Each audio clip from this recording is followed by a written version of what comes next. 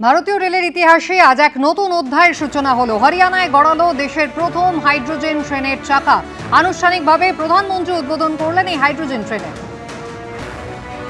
২৬০০ মানুষ যাতায়াত করতে পারবেন ১০ কোচের এই হাইড্রোজেন ট্রেনে। কার্বন নির্গমন প্রায় শূন্য, ফলে বায়ু দূষণের সম্ভাবনা নেই বললেই চলে। হরিয়ানার জিন্দ থেকে সোনিপত রুটে পাড়ি দিল এই ট্রেন। প্রধানমন্ত্রী উদ্বোধন করলেন এই হাইড্রোজেন ট্রেনের, আর এর সঙ্গেই ভারতীয় রেলে এক নতুন অধ্যায়ের সূচনা হল। কয়লা বা ডিজেলের কোনো প্রয়োজন নেই, এই ট্রেন চলবে হাইড্রোজেনে। হাইড্রোজেন এবং বাতাসের অক্সিজেনের বিক্রিয়ায় ট্রেনের মধ্যেই তৈরি হবে বিদ্যুৎ, যার ফলে জ্বালানি সরবরাহের টান যেমন পড়বে না, তার পাশাপাশি কার্বন নির্গমনও কিন্তু অনেক কম হবে। তাই তুলনামূলকভাবে বায়ু দূষণের সম্ভাবনা কম। জিন্দ স্টেশন থেকে রওনা দিল সোনিপত রুটে।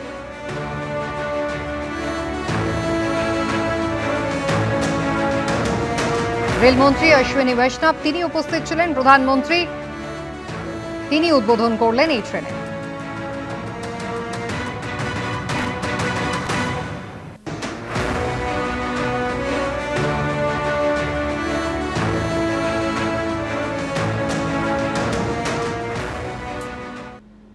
এবার যে খবরের দিকে নজর রাখবো, বাংলাদেশ যখন ভারতের বিরুদ্ধে বিদ্বেষের বিষ উগড়ে দিচ্ছে, তখন সেখানে বিপুল টাকা ঢেলেছেন মালদার প্রভাবশালী তৃণমূল নেতা। এই চাঞ্চল্যকর অভিযোগ তুললেন মালদা জেলারই বিধায়ক প্রাক্তন আইপিএস অফিসার প্রসূন বন্দ্যোপাধ্যায়। এ নিয়ে ইডি এবং এনআইএর তদন্তও দাবি করেছেন তিনি। বাংলাদেশে কি শুধু টাকা পাচার হয়েছে, না বাংলাদেশের ন্যাশনাল সিকিউরিটির পক্ষে বিপজ্জনক তথ্য পাচার হয়েছে in the interest of business? এবার বাংলাদেশের টাকা এবং গুরুত্বপূর্ণ তথ্য পাচারের মতো গুরুতর অভিযোগ উঠল মালদার এক প্রভাবশালী তৃণমূল নেতার বিরুদ্ধে। আর সেই অভিযোগ তুললেন মালদা জেলারই বিধায়ক, ঋতব্রত তৃণমূলে নাম লেখানো প্রাক্তন আইপিএস অফিসার প্রসূন বন্দ্যোপাধ্যায়। বাংলাদেশে হেলথ সেক্টরে একটা বিপুল ইনভেস্টমেন্ট হয়েছে মালদার টাকা। আমাদের বলা হয়েছিল তারা হায়দ্রাবাদে চিকিৎসা করতে, ভালো জায়গা থেকে শুনলাম যে ওয়েন্ট টু বাংলাদেশ। ঋতব্রত তৃণমূল শিবিরের বিধায়ক প্রসূন বন্দ্যোপাধ্যায়ের অভিযোগ, বাংলাদেশ যখন ভারতের বিরুদ্ধে বিদ্বেষের বিষ উগড়ে দিচ্ছে, সেই সময়ও বাংলাদেশে টাকা পাচার করেছেন মালদার ওই প্রভাবশালী তৃণমূল নেতা। ২৪-এর ৫ই অগস্টের পরে যেটা হলো সেটা ভয়ঙ্কর। তাহলে কিসের বিনিময়ে আন্ডারস্ট্যান্ডিংটা হলো? অনলি থ্রু মানি, বা আরো কিছু কম্প্রোমাইজ হয়েছিল? আমি চাইছি এটা ন্যাশনাল সিকিউরিটির ক্ষেত্রে তদন্ত জয়েন্টলি ইডি এবং এনআইএ করুক।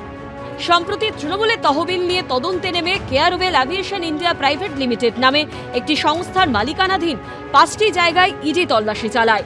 এরপর কেন্দ্রীয় এজেন্সির তরফে জানানো হয় 2023 সালের এপ্রিল মাস থেকে 2026 সালের জুন মাসের মধ্যে তৃণমূলের ব্যাংক অ্যাকাউন্ট থেকে কেয়ারওয়েল অ্যাভিয়েশন ইন্ডিয়া প্রাইভেট লিমিটেড এবং তার সহযোগী একটি সংস্থার অ্যাকাউন্টে প্রায় 160 কোটি টাকা যায়। এমব্রেয়ার লিগাসি 600 বিমান এবং অগাস্টা 109 এসপি চপার কেনার জন্য কেয়ারওয়েল অ্যাভিয়েশন ইন্ডিয়া প্রাইভেট লিমিটেডের থেকে তাদের নতুন সংস্থায় পৌঁছেছিল 112 কোটি টাকা। তদন্তকারীরা এও জানতে পেরেছেন 2023-এ সেই অগাস্টা চপার কেনার জন্য কেম্যান আইল্যান্ড স্থিত একটি কোম্পানি থেকে প্রায় 16 কোটি টাকার ঋণের ব্যবস্থা করা হয়েছিল। একটা আনসিকিউরড লোন অ্যামাউন্ট হচ্ছে 1.7 মিলিয়ন, সেটা একটা সেল কোম্পানি থ্রু দিয়ে, সেল মানে নন এন্টিটি কোম্পানি, কেম্যান আইল্যান্ড বলে একটি ট্যাক্স হেভেন আছে ক্যারিবিয়ানসে, সেখান থেকে এই ফান্ডটা চ্যানেলাইজড হলো। এই লুপের মধ্যে আর কে আছে? লোকটার কথার উত্তর দেওয়ার প্রয়োজন মনে করছি না আমি। ওর সেই স্ট্যান্ডার্ড নেই, রাজনীতি তো আমাদের কাছে স্ট্যান্ডার্ড নেই।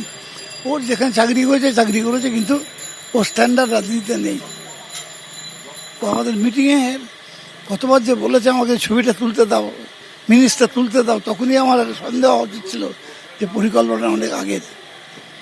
বারবার বলছি তোমাদের মিনিস্টার আমাকে ছবি তুলতে দাও। আজকে বুঝতে পারছি যে কেন ওরা করে আমাকে চাপ দিচ্ছিল, আমি দিইনি। এসব বিষয়ও কি তদন্ত করে দেখবে কেন্দ্রীয় এজেন্সি?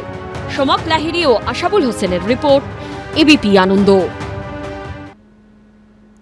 জাল নথি চক্রের তদন্তে দেশের 13টি জায়গায় তল্লাশি চালালো ইডি ও উত্তরপ্রদেশের এটিএস। এ রাজ্যের কলকাতা, উত্তর 24 পরগনার হাসনাবাদ, হাড়োয়া, বাগদা ও মুর্শিদাবাদের ডোমকলে চলে অভিযান।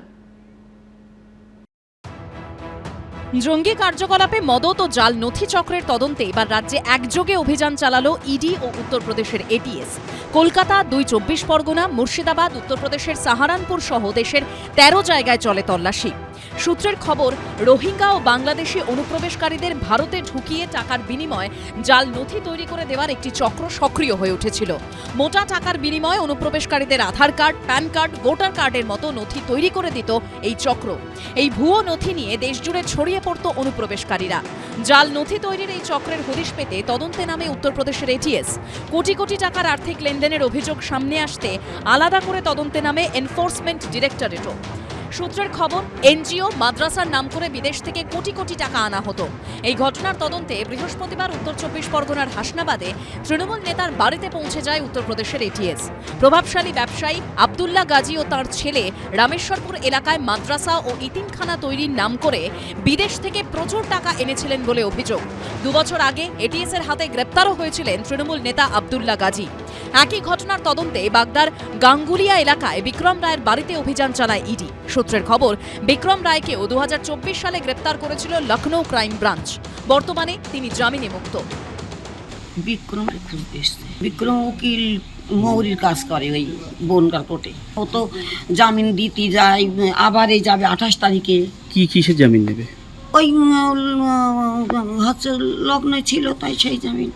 বৃহস্পতিবার হারোয়ার আল জামিয়াতুল ইসলামিয়া দারুল উলুমে তল্লাশি চলাকালীন নগদ 40 লক্ষ টাকা বাজেয়াপ্ত হয়েছে। সেই সঙ্গে বাজেয়াপ্ত হয়েছে 180 গ্রাম সোনার কয়েন। তদন্তকারীরা জানিয়েছেন, দায়িত্বপ্রাপ্ত আধিকারিকের থেকে এ ব্যাপারে কোনো সন্তোষজনক ব্যাখ্যা মেলেনি। হারোয়ায় একাধিক খারিজি মাদ্রাসায় তল্লাশি চালানো হয়। তাহারিয়া নামে একটি বেসরকারি হাসপাতালেও চলে তল্লাশি। অন্যদিকে বসিরহাটেও একাধিক বেসরকারি মাদ্রাসা এবং হাসপাতালে অভিযান চালায় এটিএস ও ইডি। আবির দত্ত ও সমীরণ পালের রিপোর্ট, এবিপি আনন্দ। এবিপি আনন্দ, এগিয়ে থাকে, এগিয়ে রাখে।